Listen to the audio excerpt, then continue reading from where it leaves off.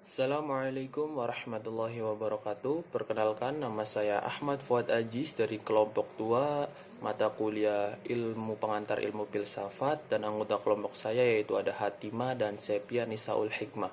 Adapun topik yang akan kami presentasikan pada kali ini yaitu tentang idealisme Plato dan realisme Aristoteles.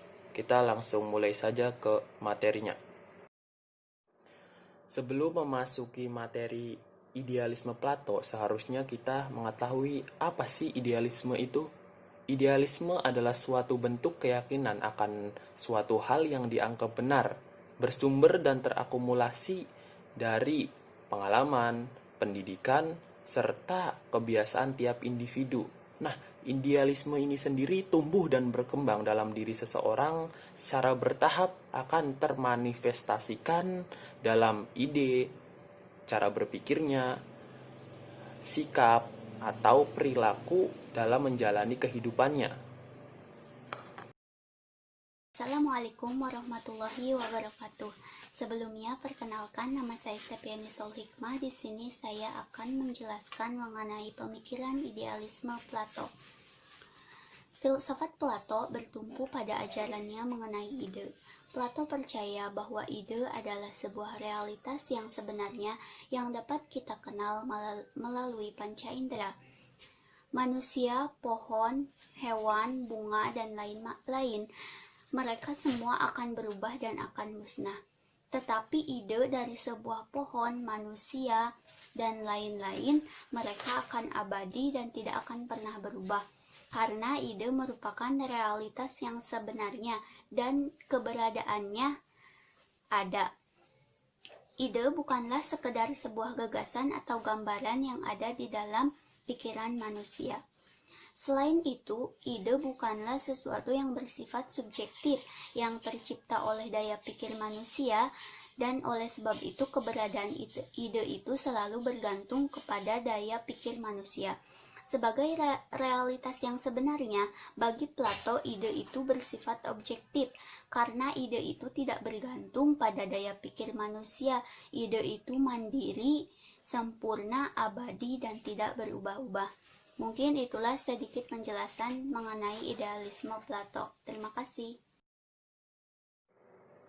Sebelum memasuki materi realisme Aristoteles, seharusnya kita mengetahui apa sih realisme itu.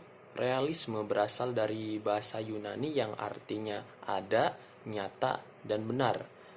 Nah, jika secara bahasa Inggris berasal dari kata reality yang artinya fakta. Nah, sehingga realisme ini adalah suatu paham yang menjelaskan tentang suatu peristiwa yang terjadi secara nyata.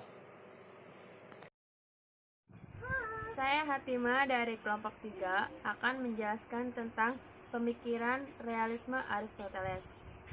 Yang pertama, ajarannya tentang logika. Logika tidak dipakai oleh Aristoteles. Ia memakai istilah analitika. Menurut Aristoteles, berpikir harus dilakukan dengan bertitik tolak pada pengertian-pengertian sesuatu benda. Suatu pengertian memuat dua golongan, yaitu substansi atau sebagai sifat yang umum dan aksidensia sebagai sifat yang secara tidak kebetulan.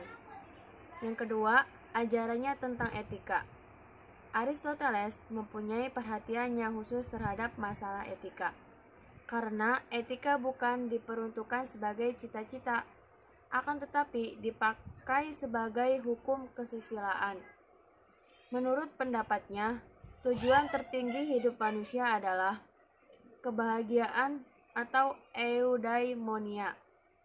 Kebahagiaan adalah sesuatu keadaan di mana segala sesuatu yang termasuk dalam keadaan bahagia telah berada dalam diri manusia. Yang ketiga, ajarannya tentang negara. Menurut Aristoteles, negara akan damai apabila rakyatnya juga damai.